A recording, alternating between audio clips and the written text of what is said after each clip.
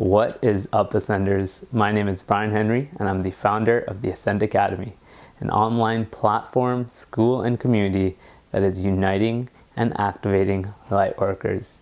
If you believe you might be one of the souls that have come to this planet at this time to serve the awakening and the ascension of our planetary collective consciousness, we may be looking for you.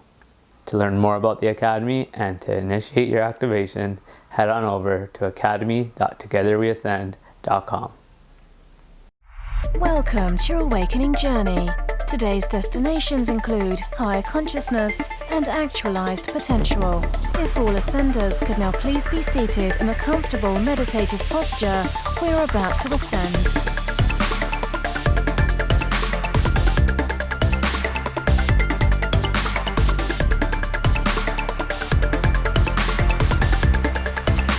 You are now arriving at your host, Bryan Henry.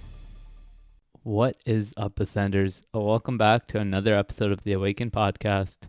My name is Bryan Henry. I'm the founder of TogetherWeAscend.com and the Ascend Academy, and your host of the show. In this episode, I interview nobody. But not just any nobody, but a nobody that's being an incredible somebody. I hope everybody is excited for this one. This word, nobody, has a negative connotation. But my guest in this episode would say that being nobody might just be the highest you can be. You see, when we're nobody, free of definition, free of identification, we're also free of limitation. And it is being a free, open, unidentified channel for the highest light to move through us that we actualize the highest somebody there is to be. This isn't about denying yourself of being somebody in the world. This is about a power that can be tapped into, the power of nobody, and integrating that into your somebody. J.A. Plosker is an amazing individual and teacher of the nobody life, a life in which a greater sense of joy, fulfillment, and balance can be found. He has a really great way of bringing it all together, showing us how we can bring together both our nobody and somebody to live a more balanced life. If you're ready to learn how, let's jump into this interview and episode with my good friend, J. Plosker. Whatever you are, whoever you are, anything that you share, express, if it comes from you, is more than perfect for not just the listeners, but for me. And I hit record. We're gonna do that thing we do, which I'll describe as being just enjoying each other's company. I know that's what it's like for me. I just enjoy speaking to you, my friend, and that's the energy that I want to be in. The record button's been hit, meaning there's a chance that someone else hears this conversation. But most important to me is that we're in that energy. And then I know that us being in that energy totally lines up with us putting out that energy in service to the all. Well, I appreciate it. Of course, again, this is going to be heard by the Awaken podcast audience. So I do want to give you the chance to properly introduce yourself. You have been on the show before, but something tells me that the character that you're playing has been upgraded in that time. So why don't you give us a little bit of a lowdown to who you are and what you've been doing in the world? Right. Well, it's great to be, Bryan, I remember years ago, I was on the podcast and you and I have talked about how far we've both come. And it's really been fun to watch that evolution. And so I'm still J.A. Plosker, and when I was first with you, I had just published the Nobody Bible, Uncovering the Simple Wisdom in Ordinary Life.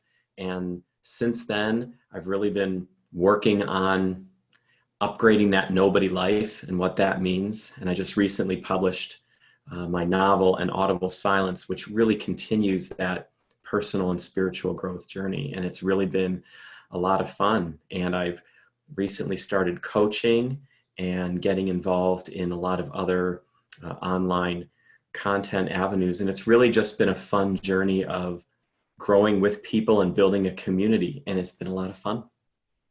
And I'm just really excited for you with all the ways that your endeavors have been growing and you've been growing, because it was actually really cool to see. I think I had mentioned this to you. I actually, this has happened well before too, but a few weeks ago it happened again where I heard this call to reconnect with you, and I searched your name probably on Facebook or something, and just seeing at first glance, it was very clear to me that you've come a long way in terms of the way that you are serving. And that can only mean that you've undergone growth within yourself. So to see the great difference in just, again, at first glance, even on just the surface, what it is you are putting out today in comparison to when we first connected, which, like you just mentioned, I think was early on in your journey of using these online platforms as a means to serve. You just wrote your first book. That was really fulfilling for me to see. It was really great to see that. Now, let's do a little bit of a recap for any of the audience that may not have heard that episode. You say nobody life, right? There's that name, that term nobody, that I think we've spoken to being a term that can sometimes be misconstrued in the context that you're using it in. What does that mean? What does it mean to have a nobody life? Well, originally, the term grew out of this idea of the author community. I remember me and a lot of aspiring authors that I knew, we'd walk around in these bookstores and we'd think to ourselves, who am I to get a book published? I'm nobody, right? Who do want to hear my story? And then I realized that the power in that term. And right after I started to notice that term coming up a lot, I heard a few teachings about that term. And one of them came from a great teacher of mine. He said, in life, being nobody is really the highest you can be, because it means that you're this clear channel to the world. You're a clear vessel of light. And that hit me so hard. And it empowered me to write the Nobody Bible. And over time, that term has evolved out of something super personal into something really super global. And my wife, Melissa, and I decided to start this movement called Nobody Life. And that was an outgrowth of a TEDx talk that I gave about the power of being nobody, about the power of turning that term on its ear and reconstruing it as, instead of being nothing, really being everything. It's really about being mindful, holding space, being patient. And what we've come to realize is a lot of people's initial reaction to that word nobody is they want to say something like, well, no, I'm somebody. Everybody wants to be somebody. And we say, yes, you are. You are somebody. But you also have this repository of power in you called nobody. So living nobody life isn't really about casting aside that somebody side. It's about meshing those two sides of who we are. And if you go to nobodylife.com, we have a little person that we created that shows these two sides. It's like a yin and yang. So sometimes there's a time to evaluate a problem you're having. And sometimes there's a time to just sit with it. Sometimes there's a time to really think through something. And sometimes there's the time to just be mindful and in the moment. So if you can find a way to blend your somebody side and your nobody side together, you really become integrated. You become whole, and you access power that you may not have even realized you had. And that's been very, very exciting. And it's been really exciting to see people make that connection, to break down that mental barrier and understand that it's really about meshing two sides of who they are and becoming whole. That's been very gratifying for us. Mm. I'm glad we cleared that up right off the bat, that because that's something, of course, that we've spoken about, and I know that it's not just in being nobody; it's about integrating that sense of nobody into the somebody you're being. And I think the big point that we want to really get across here is you will more powerfully and joyously play the role of somebody from that state of being, of realizing that fundamentally your essence, what you are, is beyond definition. Mm. And that's what it means to me to be nobody, to be something that is beyond what can be defined. And so then the somebody becomes this game that we play. We play this game and we're less attached to it. So two things happen there. One, again, we start to look upon it as a game with less emotional attachment to that identity and to the stories that we may have once been telling ourselves. But then two, we begin to approach that game from a place that we'll be able to more effectively create that somebody, because we recognize ourselves as being the undefinable. And then with that, the limitations or the perception of limitation starts to dissolve as well. Well, if I can choose who I'm being, if I can choose, and that's ultimately, that's where the magic happens, when we realize that we're choosing to believe ourselves to be whatever it is that we're defining ourselves by. Well, then why don't I pick wisely? Why don't I create the somebody that is in alignment with the experience that I want to have and who I feel called to be in this world, rather than play by what I often come back to as this default way of living, where the stories that we give power to are the ones that just maybe be the ones that we're in at the time, or that we're using our reality, or other people are telling us this is who you are, right? So again, I think the two big things there are we play the somebody more powerfully and we play it more joyously. And that's why I just absolutely love your approach of integrating the two. I think it's so important that you get that point across very early on when someone comes across you. And well, we've done it here in the conversation as well. So thank you for that. Right. And I love what you said there, because it's really about how we show up. You know, the title of the TEDx talk was "I'm teaching my daughter to be nobody." And that doesn't make me a bad parent. And part of that is, you know, we can wear labels. We can be son, husband. We can be employee. We can be senior district manager. We can wear labels, but understand that they don't last or define us completely. We can dress up these bodies. You know, we can put on that tuxedo for the wedding, but we also have to understand that at some point we will shed these bodies and move on. So it's about, how are you going to show up? Because we show up as somebody, right? I mean, I used to teach. I mean, I have a job. I show up in my capacity as a writer or teacher. But how I show up? Do I show up in a state of calm? Do I show up in a state of presence, in a state of openness? So we can be a teacher who shows up with knowledge, but then holds a space of openness for students to share.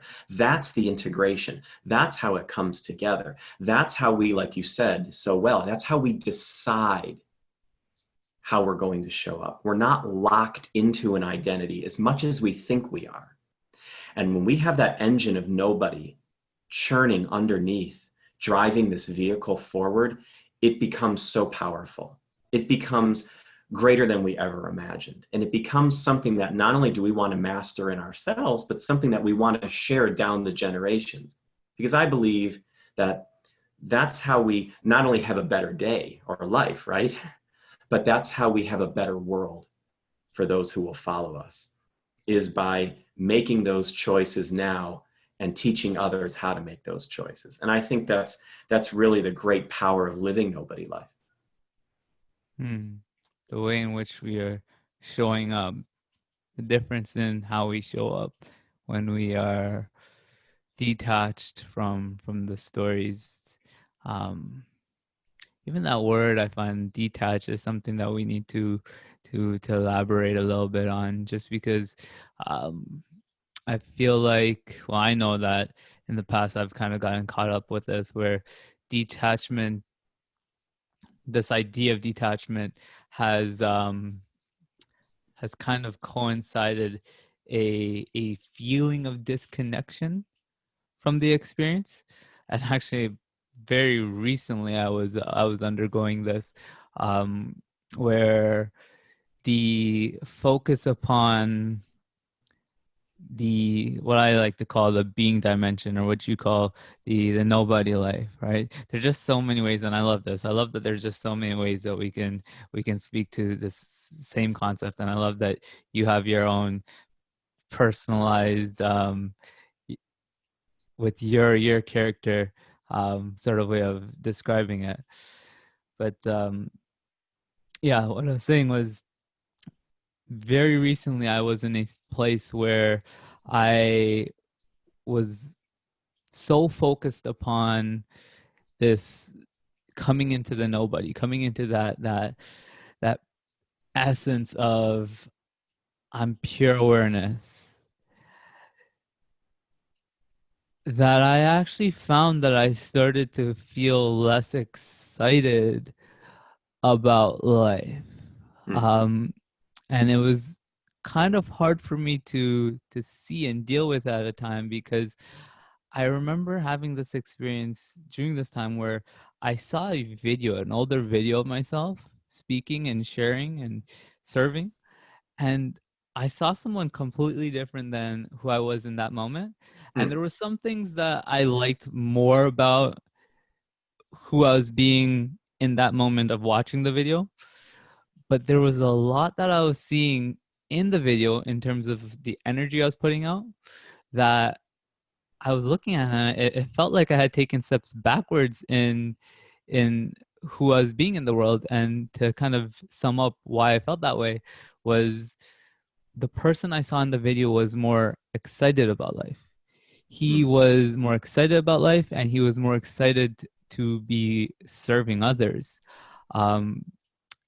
And that actually kind of was a little bit of a wake-up call for me.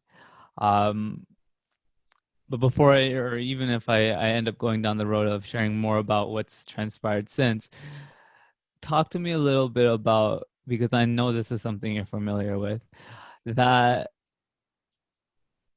way in which we can go up too much off in that other direction. Because I know that the vast majority, the masses probably, are not giving enough thought towards or not putting enough emphasis and focus upon the beauty and the magic of being nobody. But there is a imbalance in the other direction, as we both know. Right. I want to address that, because I feel like there's definitely members in the audience who are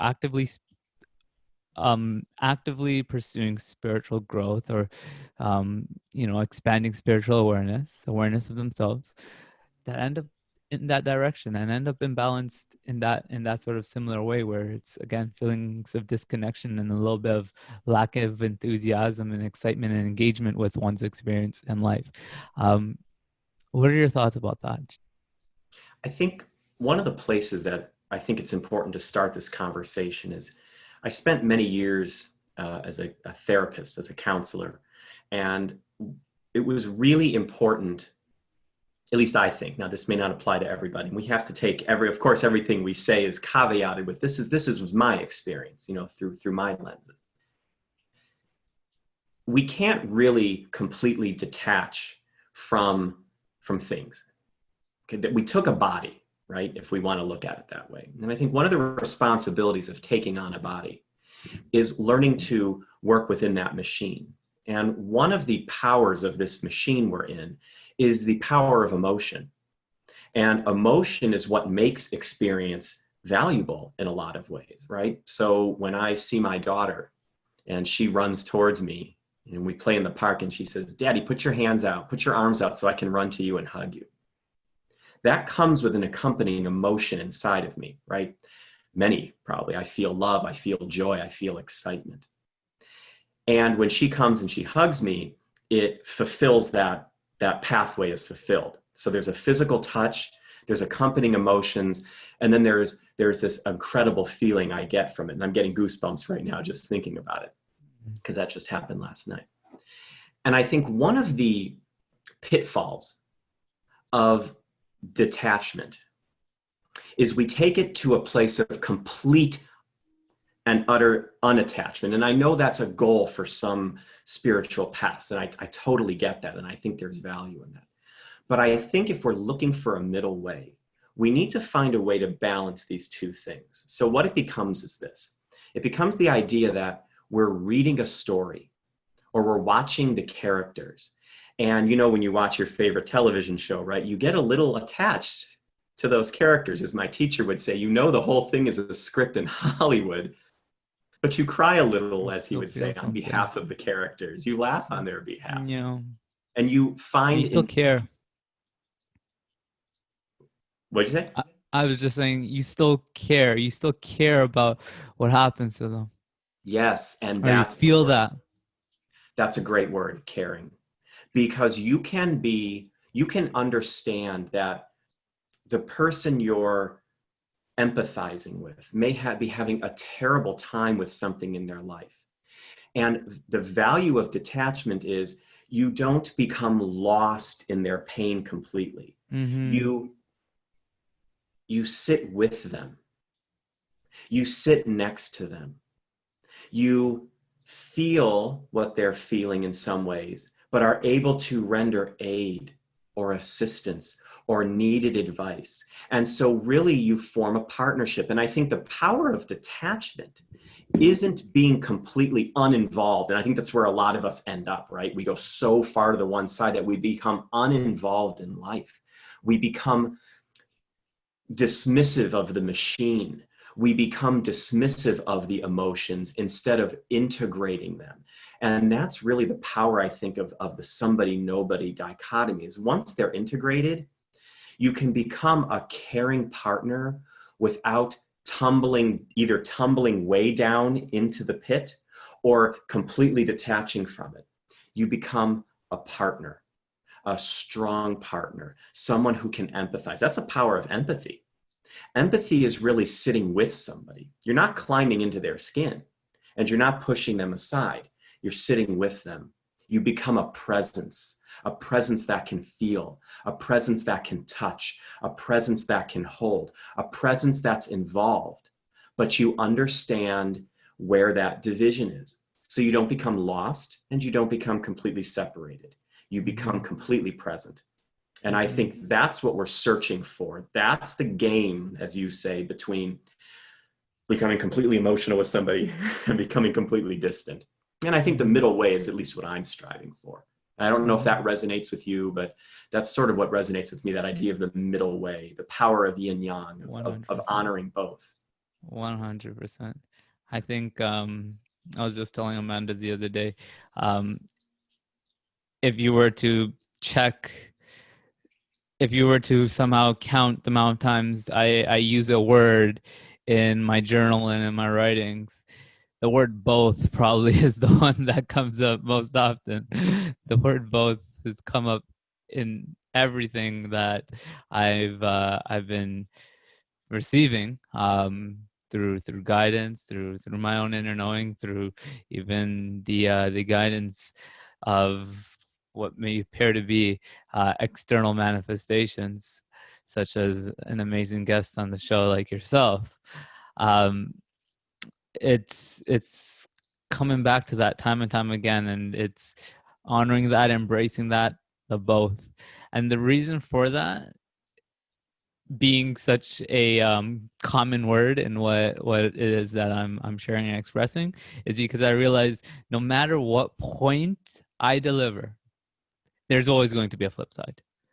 So it's almost like perhaps, it gets to a point where I don't need to say after everything I say, but there's another side to it. But at the same time, it feels like that's important for me to address. So no matter what it is that the point is or the message is, whether it's on which of the two sides, it's important that we realize that there's the flip side to it. There's the flip side to it that also contains truth, and it's not so much about only focusing or fixating on. See, that's why one thing I may say might be the perfect thing for me to say or even just integrate within myself at the time, but in another moment it might be complete opposite. It might be what might seem like the opposite at the level of concepts and speech, but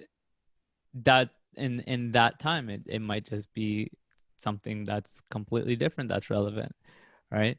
So I think the two things that stand out to me here is one, balance, integration of the two, realizing that it's both.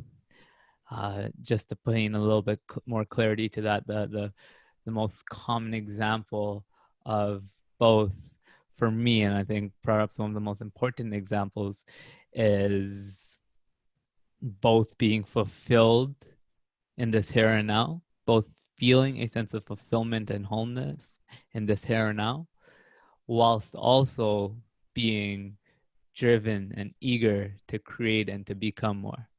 That's right. And Bryan, the great trap of personal growth is comfort in a lot of ways. And I say that because part of nobody life is living in flow, right? Now we use that word a lot. Okay, we love that word out there in this space. But what does it really mean? Well, for me, it means kind of what you were saying.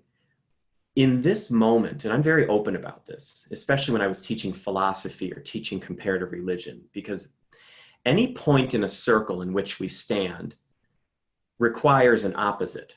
If you don't have an opposite from you, then you're not truly standing in a circle. So any stance you take has an opposite, like you said. And when you're not living in flow, when you're living in comfort, or when you're living in this moment, only in this space, like I found something that works for me and I'm going to stand right here, and this is the hill I'm going to die on in personal growth, you cut off from yourself the ability to change and shift. And I know a lot of times if you're in the vein of personal and spiritual growth, and you're talking to somebody who isn't necessarily conscious of that, what happens? If we change our opinion, they go, aha, see, you said you were spiritual and now you're not. You said you were calm and now you're angry. It's the criticism a person in the growth flow will get is often that they're not stable. They're not a still point. And I would argue that the hallmark of growth is the ability to be in flow. When Bryan, every time you and I greet each other, we kind of do this, I do this a lot with people. This takes two hands. It takes two sides to give this blessing to somebody. And this is not, if I came up to you and went like this, it's not going to mean as much. It's this. Is that what? Is that the essence of that greeting? Is that, or I think, what does it mean to you? To me, it means balance. It means wholeness. It means two empty pieces coming together to create space. It means direction of energy upwards. That's what it means to me. So when I come to you, it feels so true. It feels, That's just to put it out there quickly. If anyone's hearing the audio recording to this, we're bringing our hands together in a prayer position. I sometimes forget, there are listeners that only get the audio, so I do catch myself doing things visually, or the guest might, and then I realize, the audio listeners are probably clueless at the time. But please do continue. Well, I was just going to say, it's what my teacher would probably call a two-handed approach, right? So being an integrated person requires a two-handed approach. Somebody, nobody. Detachment, involvement. Projecting and planning, and mindfulness. It's when two come together. That's the power. That's why we love the yin yang. That's why that symbol is timeless. That's why that symbol is effortless. That's why that symbol transcends any possible place we could stand, because it is a powerful reminder that not only are we integrated when we come together, but what each one has a piece of the other within it.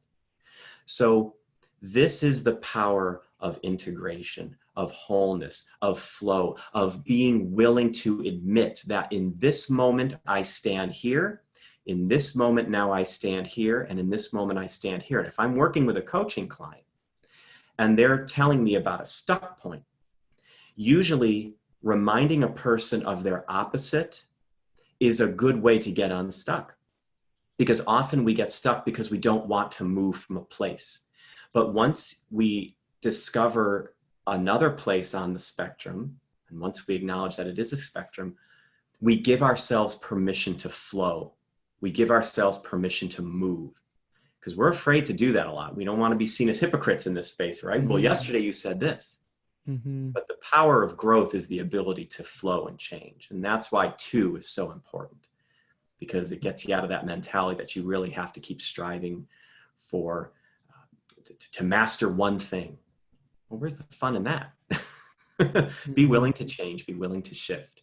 So I don't know, that's what works for me. It doesn't work for everyone. It's so important. It's so important, because I think gripping too strongly to one side of the equation and creating these definitions will inevitably create the experience of the polar opposite in this way that it's almost like you are going to eventually get pulled back in that other direction. That's been my experience of it, right? And there was a time that it felt like whatever it was that I defined myself by, that was maybe working at the time, that eventually stopped working at the time, it was more difficult for me to flow. Okay, it was more difficult for me to come into a sense that, oh yeah, this feels right. This feels, it just felt like something was off. But being that I had those rigid definitions, and I hadn't yet mastered or just embraced this idea that it's okay to change your mind, and it's the openness to perhaps there being a better way of doing things, and constantly staying open to that you know, it created for this resistance resistance to what again was this kind of pull back into to balance, or in a different direction, or perhaps just a different rhythm that you might be in. Because that's what I'm finding. It happens in rhythms. It happens in rhythms. And if we get again too stuck and rigid in one way of doing things, it feels like it's almost inevitable that eventually you're gonna feel that tug in the other direction. So I totally, not only does this resonate with me, it directly pertains to a lot that I've been integrating within myself. And I think only rather recently have I started to embrace that in one moment, I might think this is the perfect way to do things. And then in the next moment, it might be a completely different story. And realizing that has allowed me, or is the openness that lets me make that shift more naturally, more smoothly, than again fighting it because, well, I'm being indecisive here. I'm being indecisive, or, well, it wasn't that you were wrong before. It's just it might be time for something new, something different. Absolutely. And you know, Bryan, I don't want to miss something here. We're not negating unity, right? We're not negating wholeness and oneness of what we could call energy, spirit, whatever people want to call it. It's up to them. this point of view is sometimes pushed back on because it is perceived as negating a wholeness or a unity. Well, shouldn't I be in one place? Because unity is one, and I want to reach that. Well, that's nobody. We acknowledge this, whatever you want to call it, energy, presence. We acknowledge this unity of something. But that somethingness is emanating multiple forms. So if I resist my somebody side, if I resist change, if I believe that this school of yoga is the one, this is where I'm going to plant my flag forever, that's great. And you could develop a lot through that kind of discipline. But the danger isn't that. The danger is we push away other experiences, other learnings, other avenues to access whatever we call it that might also enrich us. You know, the image that comes to mind, I remember the first time I saw my daughter get into a bouncy castle. You know, those bouncy castles are filled with air, and she was having the best time. And she was jumping and jumping and jumping. And I'm thinking about that now, and I'm thinking, if you built a bouncy castle out of bricks, and every time you tried to do something different, you got injured or hurt, it wouldn't be any fun. And I think one of the joys of this journey of personal growth, of spiritual growth, is having that bouncy castle mentality.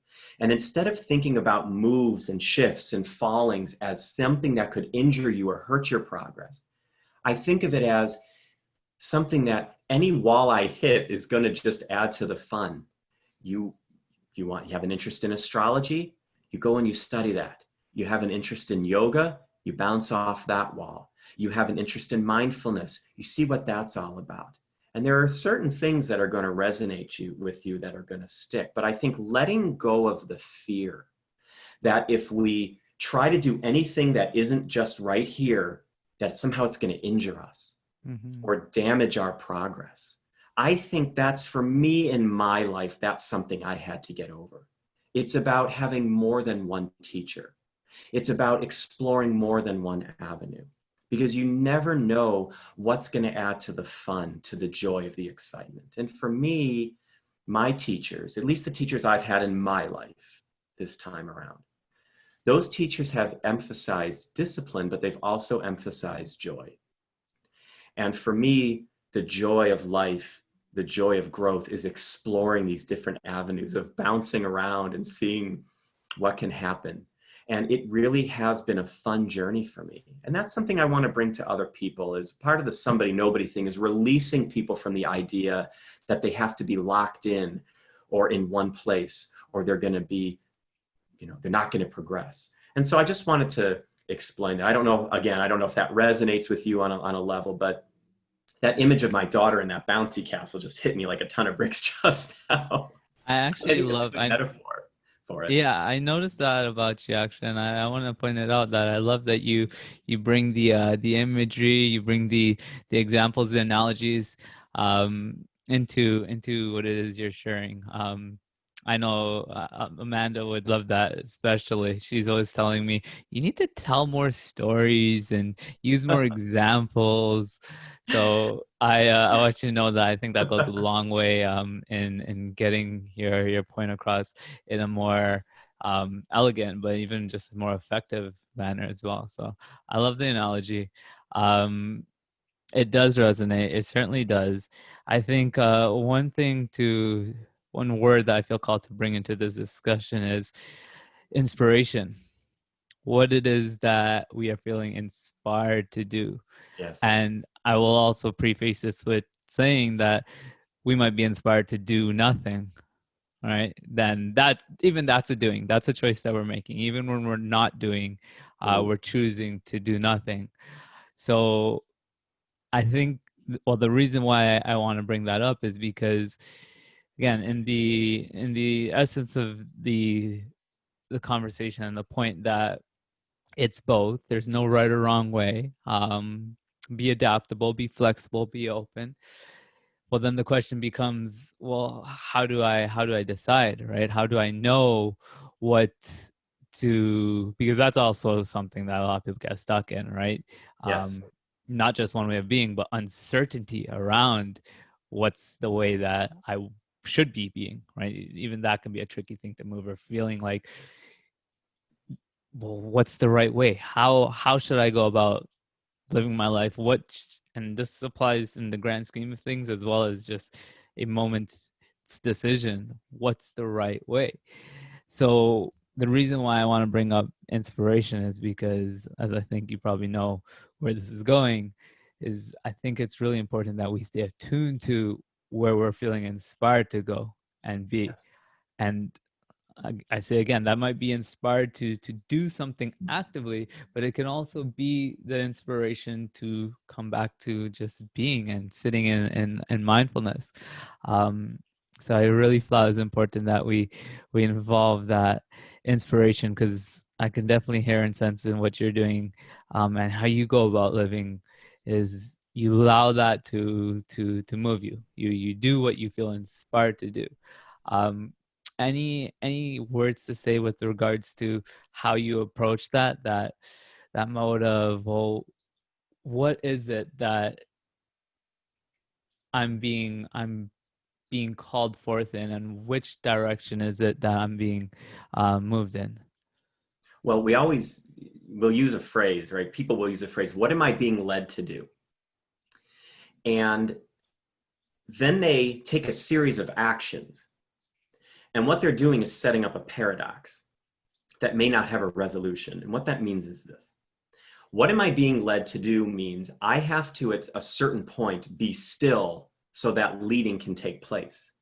And one thing I've noticed, at least about myself, is my life has always been very action-oriented, very planning-oriented. And what I had to come to terms with is, if I was really going to learn to trust my intuition, then there had to be a certain part of me that was willing to stop planning. And what we try to do in this house now, Melissa has a saying, she's like, if you're not sure what to do, do nothing. And do nothing doesn't really mean do nothing. Of course, you're still going to marinate, right? Mm-hmm. You're still going to breathe, and you're still going to take in food and oxygen. But stillness. If you're going to ask the universe or energy or whatever you call it, what's next for you? You have to create a still point. You have to create a quiet space for that message to come across. And so one of the traps is, I'm going to keep trying things or doing things until I find the thing that resonates with me. But there's another approach. Another approach is, like you said, I'm going to sit quietly and create a space for the right thing to arrive. And what we've noticed is something very interesting.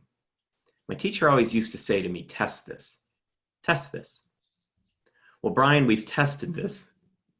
We've tested this hundreds of times, and I can tell you there's a very strange transformation taking place in this house. Sometimes Melissa and I won't exactly know what the next step is. Mm-hmm. So we do nothing. We stop talking about it. We lay it all down. And usually within, I don't know, I think our record is 5 minutes, but usually within 5 minutes to a few days, what happens? The answer, it shows up. Somebody will ping us online. I'll get an email out of nowhere. This happens so often now that it's becoming a way of life. And I'm still me. I still have my, handy pack of Post-it notes that I write everything down on, and I still make my lists, and I still plan. Somebody's side, right? But now I become hyper aware of the power of my nobody side. And I make my list and I set it aside. Or I plan my day and then I let it unfold.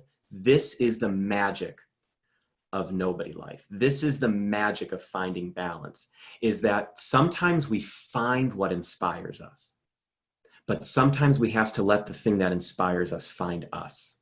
Wow. And I think once we tap into that, we give ourselves permission to schedule a yoga class, but then we also give ourselves permission to let something else drop in. And that's kind of been the tenor of our conversation, hasn't it? Explore and rest, plan and allow. And I think when you give yourself permission to allow yourself to be both of those things at once, life becomes fun and everything becomes inspiring. Because everything you try is another step.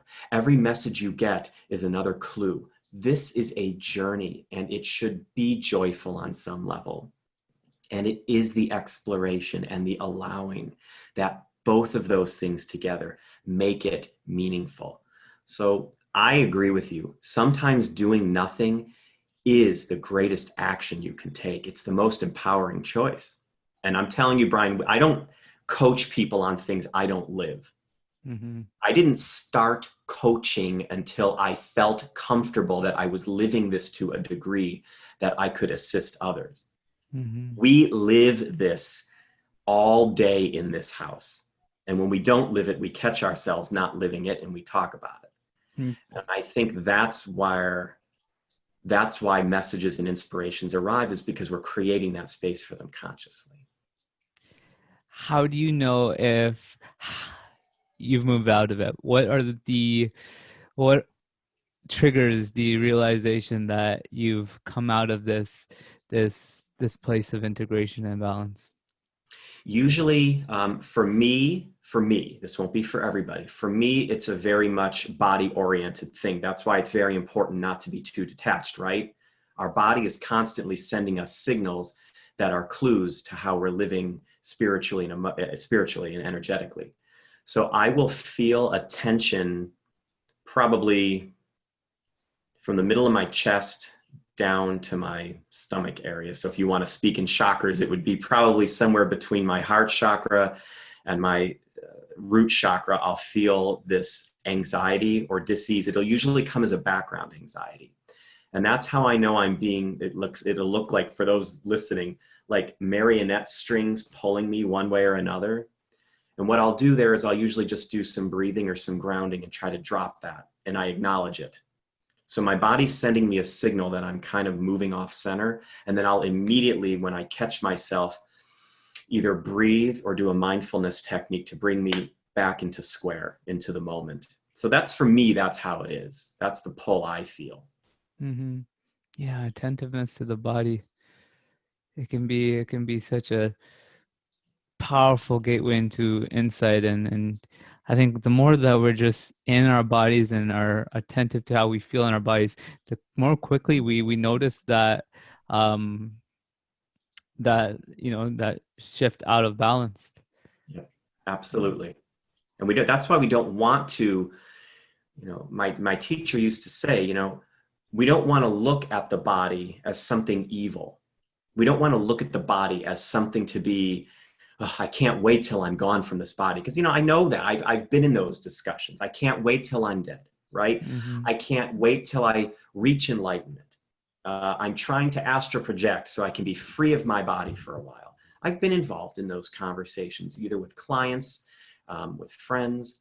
And when we look at the body that way, when we completely detach, or we put out an energy of detachment from our body, we're really missing out on something very powerful.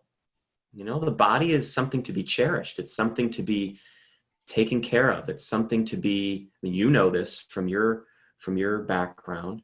The better we take care of this vehicle, the more reliable signals it'll give to us. If I throw my cell phone around all the time and smash it up on the ground, I'm going to have a real problem. But if I put it in a nice holder and I put something over the screen and I protect it, works great for years. Body's no different. I get very reliable messages from my body now about when I'm off center. And without those, I wouldn't be able to progress. Mm-hmm. I'm very thankful. That progression is all encompassing, right? We must not separate the two, right? The body and the state of our body from whatever we want to call it, spiritual growth, higher consciousness. That even that message has been coming up time and time again. I think almost in every single conversation I've had in these last few months on the show, the importance of being in the body and realizing I think the best way to put it is that the body is, I once heard it being put, the body is the vehicle for expanding consciousness or evolving consciousness. These are the vehicles by which we are operating in to expand our consciousness. Lori Ladd is a woman that I just interviewed yesterday. That podcast episode should be out by now, but she says that she's a teacher on ascension and some of the more metaphysical side of things when it comes to the ascension process. And the way that she actually puts it is, it's the body that's ascending. You are a higher consciousness already. You, in your essence, are a higher consciousness. So you aren't ascending. You are experiencing ascension in and through the ascension of your body. So I'm really glad that we started to kind of just touch on that, and you were able to kind of draw the connection there, a connection there between how being centered in our bodies is so key and important, and even living. At first glance, we might think that this conversation that we're having about coming into balance between the nobody and the somebody, that might not seem like anything to do with the body, but in some regards it's everything to do with the body. And it's about, again, being centered in that state of balance on all facets. And I think I just really glad that you brought up that you're checking in with your body and that's the means by which you recognize when you're coming out of that balance. It's always both. Bryan, that's another one of my tells. When I find myself, and it's a verbal or a mental tell, right? Because it's all encompassing. Anytime I find myself denigrating or saying like, ugh, this isn't right. Ugh, this isn't the way. Ugh, I'm screwing this up. This is wrong. That's when I know I'm going way off. Because anytime I start denying pieces of my life, because that's another trap, right? Well, I'm not the body, right? I'm the energy, I'm the spirit. That's what I should be connecting with. Well, that right there, now we've stumbled into a trap. At least I have. Again, not everybody is going to agree with me on this. It's fine.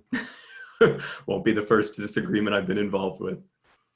But for me, anytime I find myself denying a piece of myself, making serious value judgments, about my life and how it's progressing. Why aren't things working out for me? That's a very significant moment for me. Those are moments where I have to really get myself into a quiet space and start to talk to myself about how I'm viewing my life. Because again, this goes back to something you were saying before.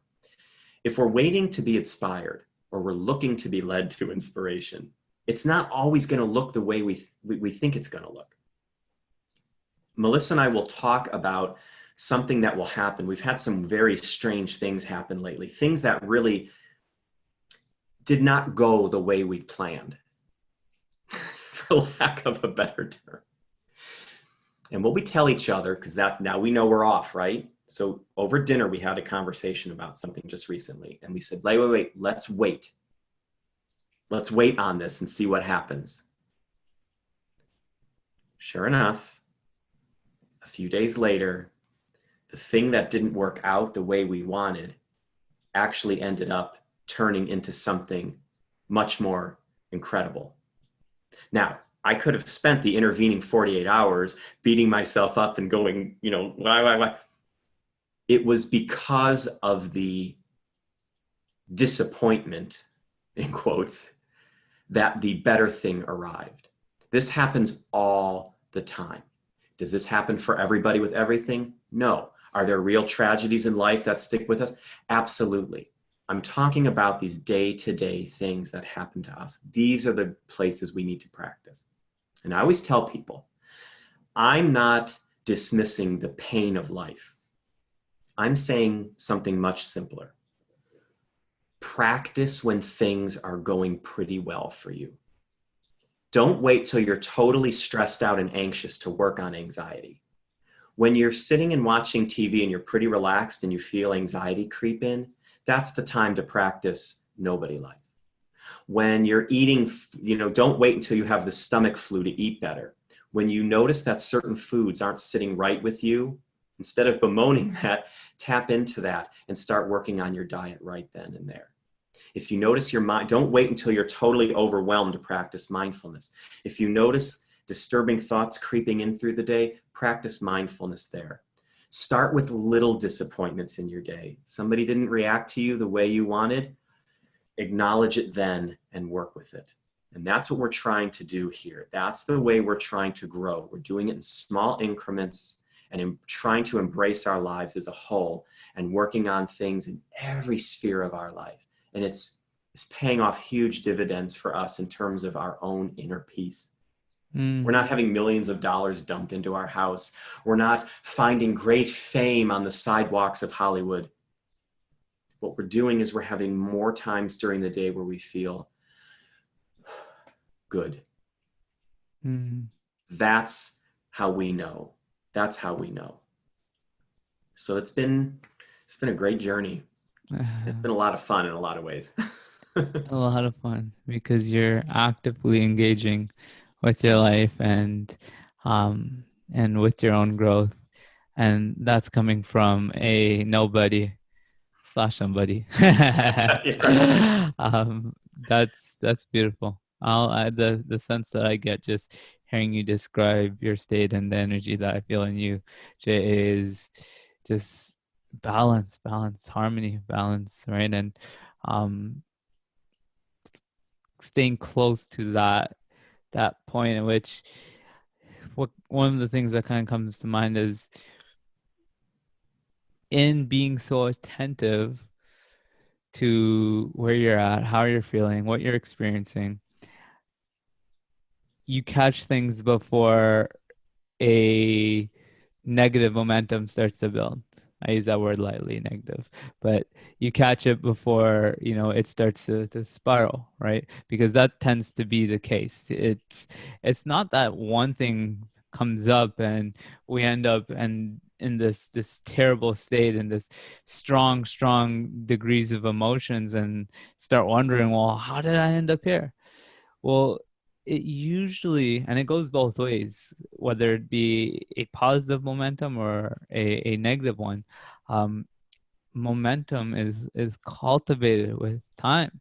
And so I think what you're teaching here is so important. It's the mindfulness of where you're at, how you're feeling, what you're experiencing, so that you notice when that sense of whatever anxiety, discomfort, out of balance arises, so you can make that shift. Right? And we will have a far easier time making that shift back into balance when we're, again, just a little bit out of it, opposed to when we've allowed that momentum to kind of spiral us down. So mindfulness. It's a beautiful practice and thing. I don't think it's been something that we've spoken to directly for some time on the show or even in just my content. And who better to bring it back to the basics? What does mindfulness mean to you, and how do you go about teaching it? I think that's what I'm really curious to hear. I know, again, we're bringing it back to the fundamentals, but I think it's important that we do. How do you go about teaching mindfulness? Well, it differs by the person, right? So we always have to meet people where they are. So what worked for me with mindfulness isn't necessarily going to work for everyone. And sometimes I do really large trainings on mindfulness, and I'm very mindful of the fact that the people in the room will have different things that resonate with them, different things that pull them into and out of a moment. So for me, I always start by saying mindfulness can mean many things. There's an official definition out there that I like. It's about being aware of your thoughts and emotions in the present moment without judgment, right? It can mean that, but it can also mean simple awareness. And I never want someone to run away from mindfulness practice because they think they have to develop this, ancient meditation practice. Well, I don't really have time to go live in a cave for 20 years. That's not how Melissa and I approach mindfulness. For us, mindfulness, and this is the message of the Nobody Bible, right? Mindfulness starts with things that you're doing in your everyday life. It's a simple awareness. So it can be a simple awareness of how you're feeling. So you sit down. This is something that I often do. Through the day, I'll just sit quietly and I'll close my eyes and I'll just take a simple breath and I'll check in with myself. I'll just check in. I don't know what I'm going to find in there.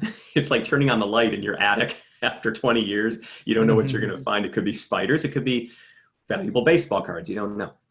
So I check in with myself through the day to see what I'm feeling. That's a pretty formal practice when you think about it, right? Because you're disciplining yourself. Other times when I don't have that kind of time, let's say I'm on a call at work, right? Or I'm driving somewhere, and I will commit to have an awareness.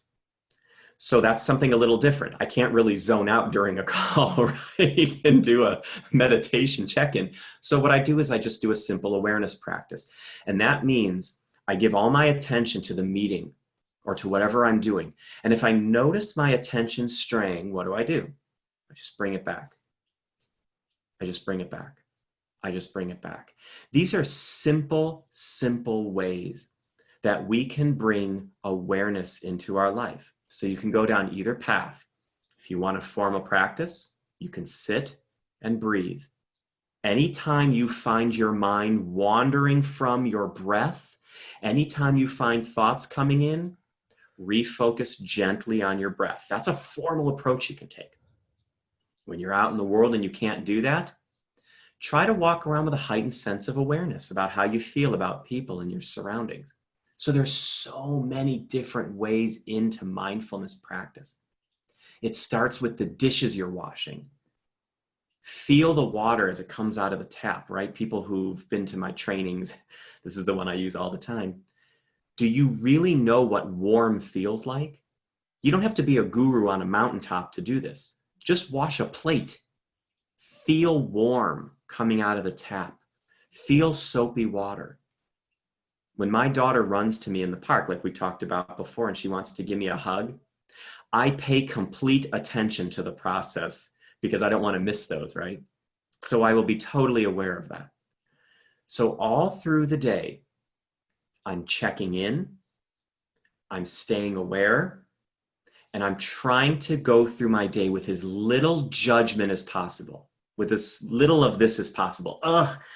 I shouldn't be thinking about this right now. I can't believe I did that. My mind is wandering. This is crazy. I'm talking to Bryan and I just thought I heard something outside. I should be You drop those judgments and you realize that your only job in life is to simply be present. And anything that pulls you out of the moment, bring yourself back. So when you ask how I teach mindfulness, you don't really teach mindfulness. You allow people to teach mindfulness to themselves. And you give them permission to find their own way in. And I know your listeners are probably as diverse as the stars in the sky, and each person is going to have a different way in. And I'm going to ask you, how do you practice mindfulness through the day? I'm curious because you have an understanding also. You come to personal growth through the development of health and vitality. And you also are plugged in to this area of energy. How do you balance how do you stay mindful of those arenas of your life through the day? How do you do it? I'm glad that you asked. I was really appreciative when someone asked me a question and response. Like, oh, you care about what I have to say too. Thank you. Yes. I appreciate that. You're right. There's different little gateways, access points, tools that we can use to come into that.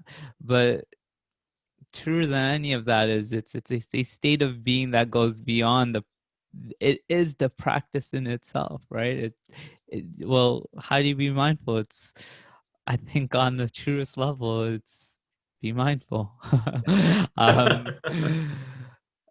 But I think there's something to be said about these little stepping stones, if you will, that we can use or teach or conceptualize to support another in grasping that.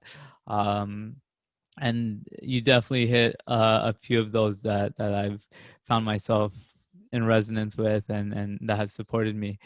The breath is huge. The breath, taking that moment, and I think you've pointed to earlier in the conversation, when we're feeling a sense of discomfort, we can almost train ourselves for that to be triggered. The remembrance that we can come back to the breath. So we can condition ourselves in this way that, oh, I'm feeling discomfort, let me come to the breath.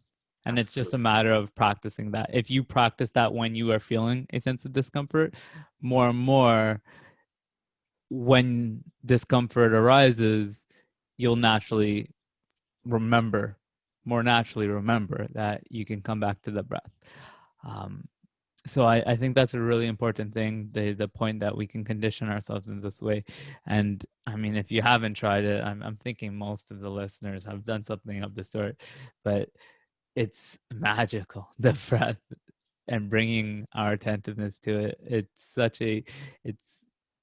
It goes beyond words how relieving that can be. And again, this is of course rooted in that we're being mindful, and our discomfort is, I would say, the root cause of the discomfort and suffering that we experience is in resistance to the present moment and not being connected to and attentive to the present moment. There's another one that I like to teach, and it's focus on the looking. That phrase I heard a couple of years ago, and it's echoed in my mind so many times at the perfect time. Focus on the looking. Just see what you're seeing. See it. I just did it. Right. I'm seeing more brightly. I'm more focused on what it is I'm seeing, and that's just this step into a greater state of presence and awareness. So I actually feel inspired. Bryan, I want to say on that one before you move on. That's beautiful. My teacher said once, soft eyes see soft things. So I love that you say that, because that, again, we don't dismiss pain in this world. We don't dismiss calamity. What we do is, through our days, when things are in motion, but not necessarily all about emotion, these quiet moments we have, that's the time, I love what you said, that's the time to practice the looking. That's the time to practice the listening.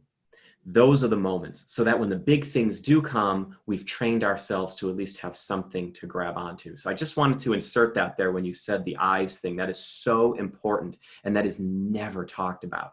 So I appreciate you saying that. That's huge. That just brought that teaching back to me like it was yesterday. It's a really important one. What a beautiful teaching. I'm going to try to describe it.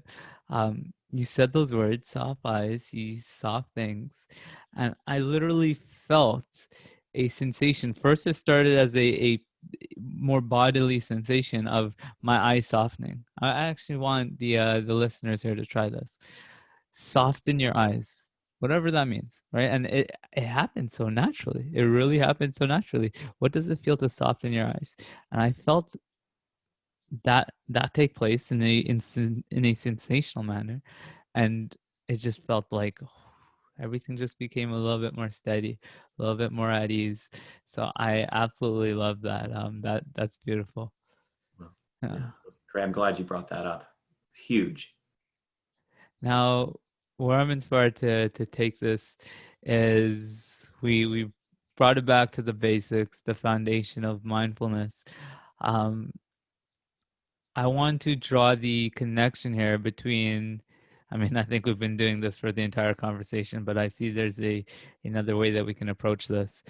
I want to draw the connection between that state of mindfulness and what emerges through that in the dimension of doing and creating and acting. Um, how do you think those two things are related, and how does mindfulness support the doing? Well, it's a great question, and it's a complex question because again, there's multiple ways that we are somebody, and there's multiple ways that we are nobody. But here's how it looks for me, okay? And that's all I can speak to. I'm a planner, like I said, right? Big time. I'm a list maker. I'm a doer. And I struggled. I get very intimate about this in that TEDx talk because I think it's important that people know that what I speak of, the results come from a real struggle here. I struggled for many years with terrible anxiety, planning for the future, getting anxious about what was going to happen all the time. And it didn't matter how many Post-it notes I made. And it didn't matter how many lists I made. And it didn't matter how early I was for my appointments. I still struggled with anxiety. Well, my teacher 26 years ago gave me my very first mindful meditation practice, and I've been practicing it faithfully through the ups and downs in my life. Still practice it today. 26 years, same technique. And what that technique has done for me is a few things. First, it gives me some discipline that I can work on as I explore in the world of doing, right? It's giving me an anchor, something to root myself in so that as I go out and explore, I have a home to come back to. That's first and foremost, okay? Another thing that it's done for me is it's softened me. So we've talked about soft eyes, right? Well, another teaching that I've learned over life is if you try to wash dishes with a dry, crusty sponge, nothing's going to happen. But if you wet that sponge, it softens and it can do more work that way, right? Mindfulness, and it always comes back around full circle in these interviews, doesn't it, Bryan? Mindfulness has softened me. It has softened me. I am now in one place I have a still point that can remain long enough so that it can soak in what the world is trying to tell me. It has given me a quiet place to hear intuition. It has given me a quiet place to tune into how I'm feeling about people and situations. It has stayed my fingers from sending certain text messages that could have cost me friendships. It has kept my tongue from lashing out. Instead, I curl it up. And I don't beat myself up anymore. Well, of course I do sometimes. I mean, I'm human. I still have the human experience, but I judge myself less. And one of the joys of mindfulness and one of the joys of softening up is we give ourselves a break. So now instead of lashing out at myself, I just observe myself more. There's J.A. getting upset again. I watch it. You would know it as the witness, right? Mm-hmm. So there's J.A. getting stressed out again about something he can't control. There's J.A. thinking he can fix the world's problems by worrying about it. And as you develop the witness, as you become more and more mindful of your day, like you said, you train yourself to look to breath, non-judgment, and soft eyes more than you look to hyperventilating and anger and judgment. I'm still human. I still have points of view. I still have very, very hard opinions on certain things because that's how we grow. But mindfulness has given me a tool, and I can get more things done because I'm spending less time worrying and more time tuning in to the next step. And that's why my life has changed. So I'm still a planner. I'm still a doer. But now I find I get more things done because I'm not getting caught up in the maze of my mind as much. And I think that's what it's done for me. For other people, it'll have different outcomes. For me, that's what it's done. That's how it's changed me. Wow, I absolutely love that. I love the point specifically that you're getting more done in that your mindfulness practice has supported you in being more productive, more effective. And I think that's really, really important to mention, because when at first contact, we might see a concept like mindfulness. One might come across that and think, this feels like a slowing down. And I think that's why a lot of people perhaps resist it. A lot of people I know that are yet to even take on a meditation practice or even give it a shot even, is coming from a place of, I don't have time for this. They have a hard time making that time to meditate. I mean, of course, what we're speaking to isn't just meditation, it's day-to-day mindfulness, which of course is supported by a mindfulness meditation practice.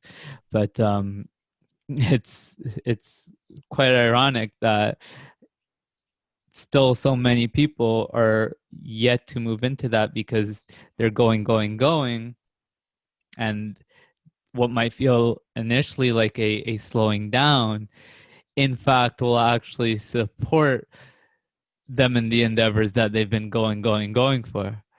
So I think it's really, really key that you touched on how, again, you're going to play the somebody so much more powerfully once you get in tune with your nobody. Because just to kind of recap and reiterate some of your points, you're going to come from a place with greater clarity. You're going to be more tuned to your intuition, to your sense of knowing, and all those judgments that we make on ourselves that are slowing us down more than anything is naturally going to kind of be dissolved through the practice of mindfulness. So again, I really, really like that idea that more things are being done. You're more tuned into. You also had mentioned that you're more tuned into that next step, and I think that's the perfect way to sum up the integration of nobody and somebody.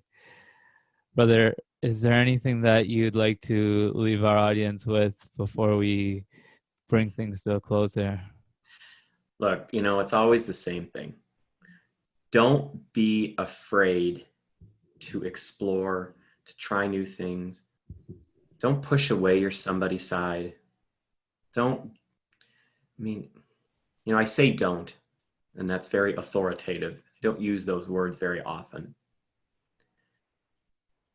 But the change in my life, and I say this to your audience with all sincerity, and if you're listening to this, just know I'm looking very intently into the camera on my computer when I say this. He is. I can validate that. The change this has affected in my life is so profound that I sometimes well up thinking about it, because it is almost incomprehensible to me to think about the changes that this has made for me. These practices, mindfulness, openness, holding space, getting in flow, they literally saved my life. Like, I am here today because of these practices, because a teacher stood in front of me 26 years ago and gave me one simple practice. That practice has grown and expanded, but at its core, it saved my life. And I want to tell anybody listening, don't be afraid to explore, to try new things, some of your listeners may know where this is from. I cannot for the life of me remember, but they can leave it in the comments. There's an old teaching that says, if you wake up in the morning and have lots to do and you don't have time to meditate for an hour, meditate for 2 hours. The spirit of that teaching, no matter how me I am, I know that there's another part of me that can help me to get through that. So I just can't say that enough. I can't say it enough. Explore, learn, be in the flow, and be mindful, and just give yourself permission to live. Because otherwise, what happens? We become completely stuck. And I'm making up for lost time, Bryan. It's completely changed my life. And that's why I felt comfortable now starting to coach and teach on a different level, because I feel that I'm arrived in a place where that's now possible. My friend, thank you so much for so elegantly summing up what was another great discussion with you, and summing up the essence of, I think, a lot of what both you and I share.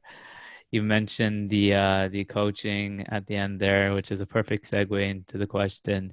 If someone's interested in connecting with you, getting involved with learning more from you, where would be the best place for them to head? Well, they can go to japlosker.com to learn more about coaching and to learn more about my journey if they want. Melissa and I have nobodylife.com, and there you can see our little guy with the two sides of somebody nobody. And you can follow me, check me out on Instagram at japlosker, or we have a free download at nobodylife.com. We have a little mindfulness quick start guide that you can download. And we just started a group on Facebook. We're just trying to get it going. It's called Nobody Life, and we'd love to have people there as well. I know, Bryan, you're there, and we're just trying to get that going. So there's all kinds of places. So japlosker.com, nobodylife.com, and just explore, have fun with it. And people can reach out to me through those channels if they want to chit chat about something. And it's just really great to connect with people. And I love our little person at Nobody Life. Yeah. He really brings it together so well. Yeah, I did.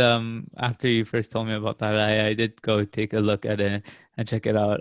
The visual, I love the visuals. So I do encourage the listeners to go check out the website. That's nobodylife.com, correct?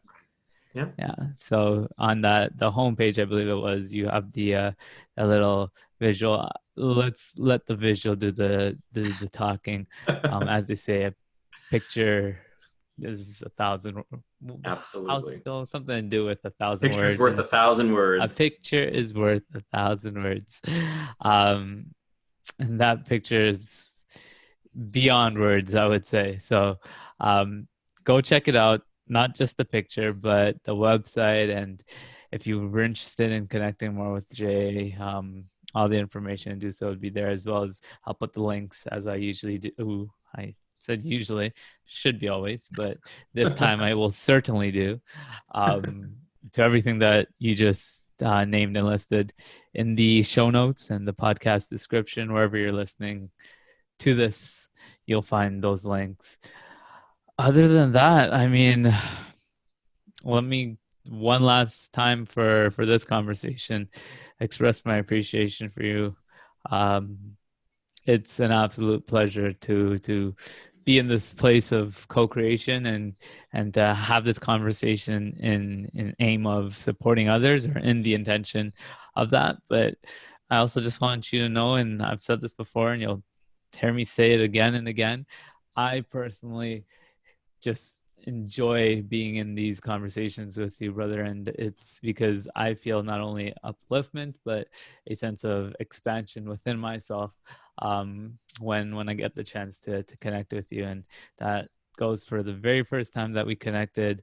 I think it was 3 years ago, and the conversations we've been having up to this day, each and every time, is an absolute joy. So thank you again. No, I appreciate it, Bryan, and thank you. Your friendship has meant a lot to me, and you gave me a really big break a lot of years ago, and it's been fun growing with you, and I look forward to creating with you in the future, and I look forward to meeting your listeners and creating with them as well. It's just been a real pleasure. And it will continue to be, because you, me, and all those that are listening are going to keep this ending. That's going to be all for this episode. Thank you for listening. Senders, that is going to be all for my amazing conversation. Another amazing conversation with my friend Jay Plosker. Super blessed to have had him back on the show. As I believe I was mentioned early in the episode there, his first appearance on Awaken was very early on in my days of being a creator of content of this sort, and being on the path of serving the shift of consciousness, and we've both come a long way in this time, and it's been exciting to reconnect with them. Reconnect with nobody. I hope that this episode served you. I hope that something of it will support you in living a better and more balanced life, support you in integrating your nobody and somebody sides. If you want to go learn more about JA and what he has going on, and perhaps connect with him, you can find him at jplosker.com, as well as the nobodylife.com. Links to all of these will be in the description of the podcast notes. Before we go here, one last invitation goes out to you. Lightworkers, starseeds, leaders of ascension, those of you that are here to support the shift in consciousness. We're coming together in our united purpose within the space of the Ascend Academy.